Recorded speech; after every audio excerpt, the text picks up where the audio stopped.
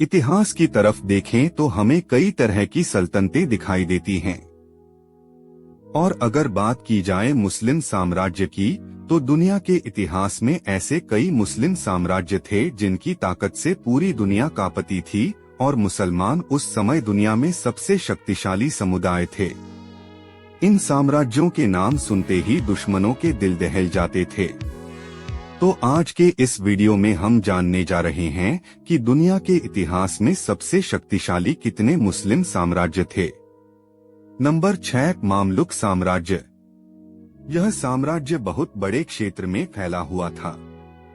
इस साम्राज्य के प्रसिद्ध शासक थे शजरत अल-दुर्र, इजाद ऐबक और सबसे प्रसिद्ध शासक सुल्तान बैबार्स। मामलुक फौज का काम था उन लोगों को ढूंढ निकालना जो मुसलमानों के खिलाफ साजिश करते थे और उन्हें खत्म कर देना।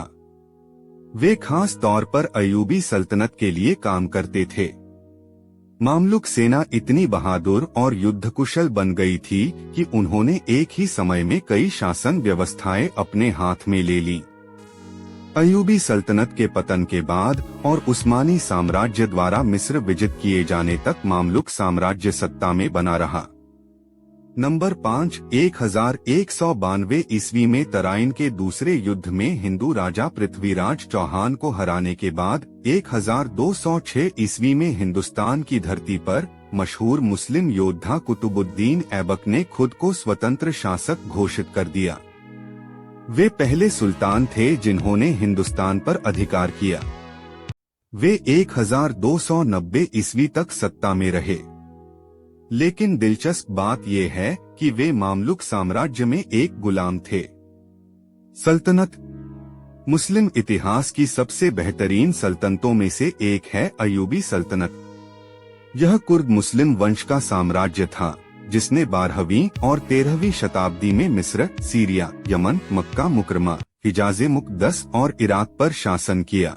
अयूबी खिलाफत के सबसे महान शासक थे सुल्तान सलाहुद्दीन अयूबी, सलाहुद्दीन अयूबी। उन्हें मुस्लिम इतिहास के सर्वश्रेष्ठ योद्धाओं में माना जाता है। सलाहुद्दीन अयूबी ने 1179 ईस्वी में मिस्र को विजय किया। उन्होंने मिस्र की फातिमी सल्तनत को समाप्त कर दिया और 1174 ईस्वी में नूरुद्दीन की मृत्यु के बाद दमिश्क पर कब्जा करके सीरिया को अपने साम्राज्य में शामिल कर लिया।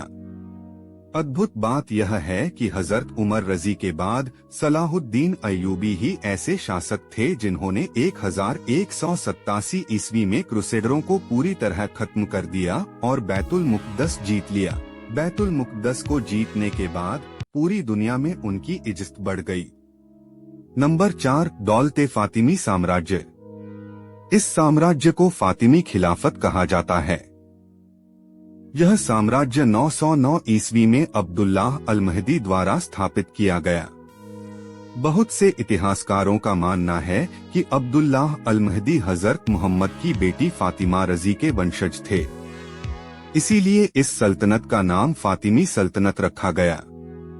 हालांकि इस विषय पर इतिहासकारों के बीच मतभेद है। यह सल्तनत उत्तरी अफ्रीका के शहर गैरुआन में स्थापित हुई थी।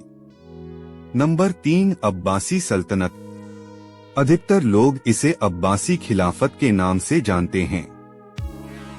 यह सल्तनत 750 ईस्वी में स्थापित हुई। इस खिलाफत की राजधानी बगदाद थी।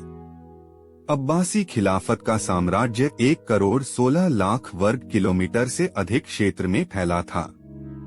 इस काल को मुस्लिमों का स्वर्ण युग, गोल्डन एज कहा जाता है। इस समय में मुसलमान खगोल विज्ञान, साहित्य और प्रशासन में श्रेष्ठ हो गए। उमय्यद खिलाफत के अंतिम समय में राजनीतिक अन्याय और जातीय भेदभाव के कारण विद्रोह फैला। अब्बासियों ने दावा किया कि वे नबी के वंशज हैं और न्यायपूर्ण इस्लामी शासन को वापस लाएंगे। 750 ईस्वी में बैटल ऑफ ज़ाब में उमय्यद खलीफा मरवान हार गए और अब्बासी शासन शुरू हुआ। इस दौरान बगदाद को ज्ञान का घर कहा जाता था। इस काल में प्रसिद्ध विद्वान हुए जैसे अल-ख्वारिज़मी, बीजगणित के जनक, इब्न सीना, चिकित्सा विज्ञान के महान विद्वान, अल-बिरूनी, इब्न हैथम, इब्न रुश्द आदि। नंबर 2, उमैया सल्तनत। उमैया सल्तनत या खिलाफत पहला मुस्लिम साम्राज्य था और पहला वंशानुगत राजवंश भी। इसकी स्थापना 661 ईस्वी में मुआविया इब्न अबू सुफियान ने की। राजधानी थी दमिश्क। 4 खलीफाओं के दौर के बाद यह स्थापित हुआ।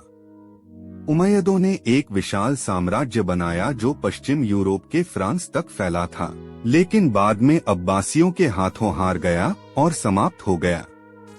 और शायद आप नहीं जानते, इमाम हसन और हुसैन को जिसने शहीद करवाया वह यजीद इसी सल्तनत का दूसरा बादशाह था।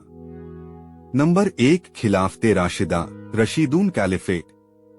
दुनिया के इतिहास का सबसे महान मुस्लिम साम्राज्य माना जाता है खिलाफते राशिदा। यह साम्राज्य नबी के देहांत के बाद स्थापित हुआ।